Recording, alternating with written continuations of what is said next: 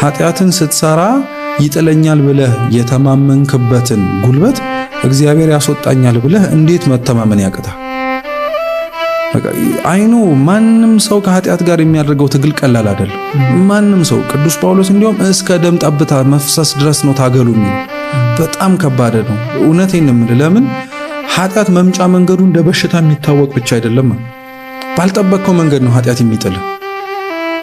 የጠበቅከው ጦር ውጊያ ላይ ጠላት በሚመጣበት መንገድ በሙሉ አውቀኸው አትሸነፍለትም፣ መቼም አትሸነፍለትም። አንሌስ ሊያሸንፍ የሚችልበትን አንተ ያላየኸውን ነገር ይዞ ካልመጣ በቃ ሁሉን ነገር አውቀህ ግን አትሸነፍ። ኃጢአት ማለት እንደዛ ነው። መቼ እንደሚጥልህ እንዴት እንደሚጥልህ አታውቅም። ኃጢአት ውስጥ ግን እኛ የረሳነው ኪወርድ ምን መሰለህ?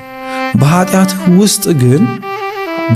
ውስጥ ግን ከመውደቅህ ባለፈ የምትነሳበትን መንገድ እዛው ውስጥ አለል። አይገርምም? እና ኃጢአትን እንደዚህ አድርገን አንረዳውም እኛ።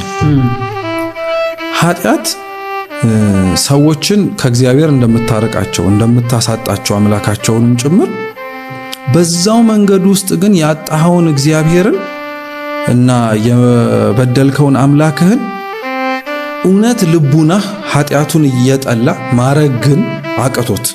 አሁን አንዳንድ ወንድም እህቶቻችን እንደዛ ስላሉ ማረጉን እንኳን አይፈልጉት፣ ግን they can't control themselves። በቃ I can't ምናምን ይላሉ። እሱ ስሜት ውስጥ ካለ no hands down ትወጣለህ የሆነ ጊዜ